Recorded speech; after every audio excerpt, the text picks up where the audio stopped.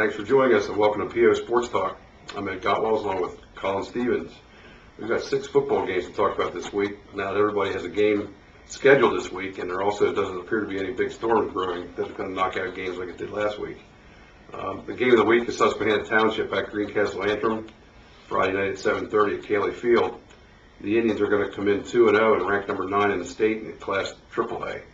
And they're probably going to want a little revenge for the loss that Greencastle gave at Susquehanna last year. Yeah, and Susquehanna's got a great defense this season. So for GA to get into the game, they're going to really have to run the ball strong with Tyler Slarsky and Denver Cordell. So they usually should be able to do it. Yeah, definitely. And then I think that'll help them with the play action. That's how they're going to have to get the big plays, I think. But turnovers and special teams are also going to play a big part. GA can't turn the ball over, and they're going to have to force at least 1 or 2 turnovers and turn that into points. Mm-hmm. I could see a lot of points being scored in this game. Definitely.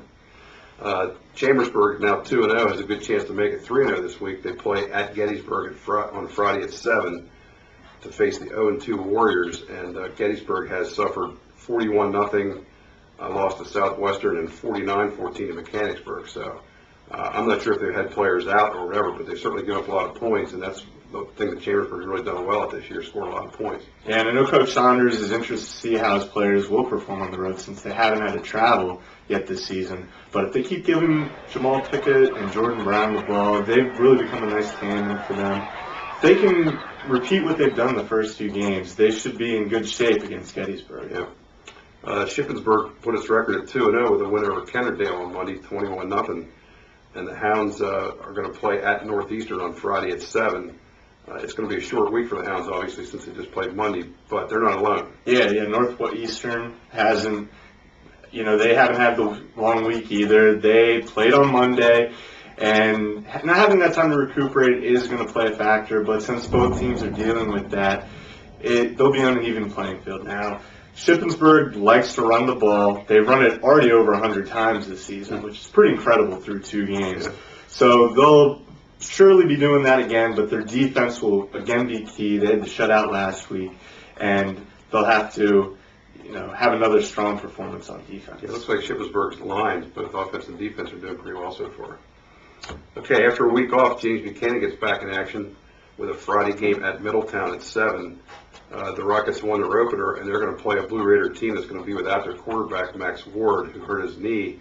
And I guess that game was Sunday, or I forget what. There's so many games on different days. I can't remember which one was which. Some played Friday, some played Saturday, some played Sunday, some played Monday. Somewhere in there, Max Ward hurt his knee. So JB's going to have to get over the backup quarterback early. They're going to have to get him out of his comfort zone, and I think the week off for JV this past week is going to help them. They have so many two-way players, and having the week off, especially since last week was so crazy, and the team might be playing on a short week, JV having that week off is really going to help them. And this could be a good way for them to get that second week win of the season already. Yeah, I mean, Middletown normally likes to throw the ball a lot, but with a second-string quarterback, I'm not sure how that's going to go. Probably going to rely on the runs. Yeah. Waynesboro plays Friday at 7 at New Oxford.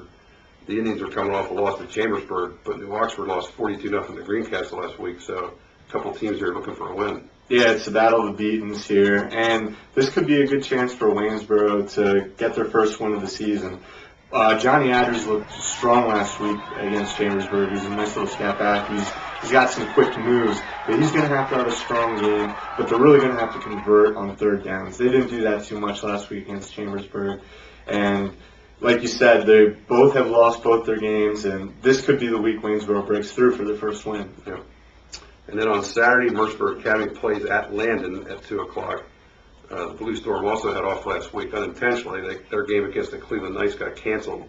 I know you know a little bit about Landon. Yeah, I'm from the D.C. metro area, as is Landon, and they're definitely known more for the lacrosse team than their football team, but their football team is already playing well this year. They beat McNamara, who's from the Washington Catholic Athletic Conference, and very strong conference, and McNamara is making progress within that conference, and they are a strong team. So for Landon to come out with a win there, seems like they're going to cause some problems for Mercersburg this weekend, especially since Mercersburg, it is their first game. Landon's already used to going out there and making hits. Mm-hmm. It's not looking well for Mercersburg. Okay, that's all we have for now. Thanks again for joining us. For Sports Talk, have a good week and enjoy the games.